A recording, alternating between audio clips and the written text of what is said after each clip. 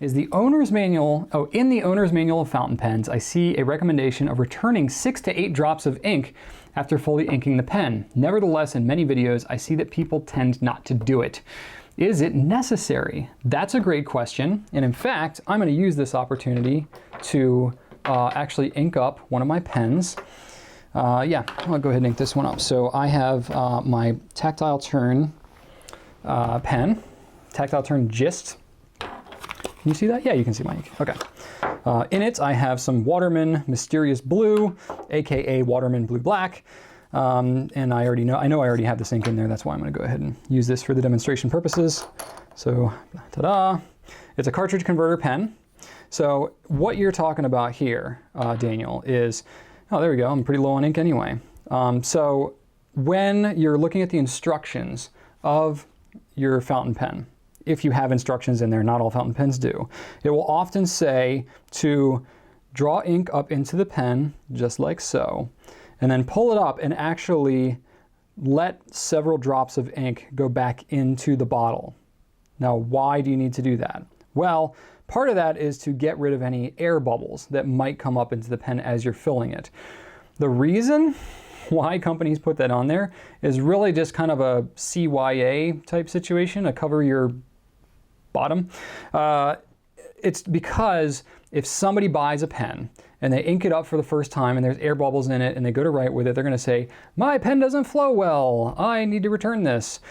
That isn't necessarily the case. So they put that in there for people that are new to fountain pens who don't know about like the whole air bubble thing. They say to just expel a couple of drops of ink, then you know the feed is saturated, it's inked up, and you're ready to go and you can write with it.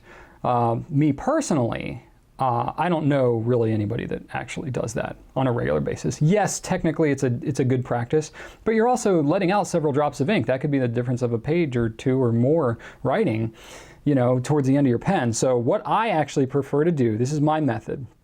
I'm going to go ahead and expel everything out of my pen. So what I like to do when I fill a pen, and it's cool because I got a clear converter here.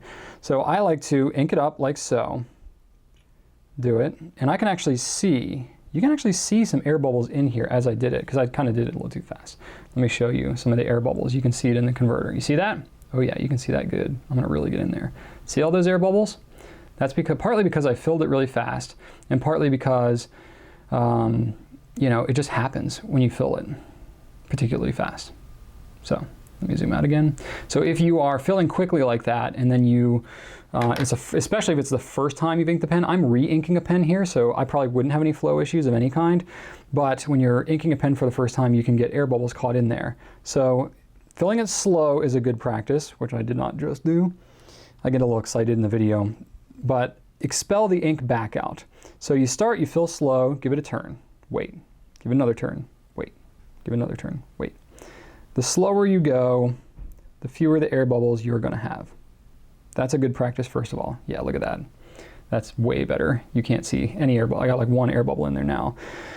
The other thing that you can do is expel the ink back out, okay? Do it slowly and then fill it again. I find that doing the fill, flush, and then fill again, and then particularly going slow on the refill, if you will do the best job of getting you the most amount of ink into your pen, for one, and then not having any air bubbles. And then I always kind of just like give it a little shake and kind of wipe it off like that, and then wipe it with paper towel. And now I have a very, very full converter.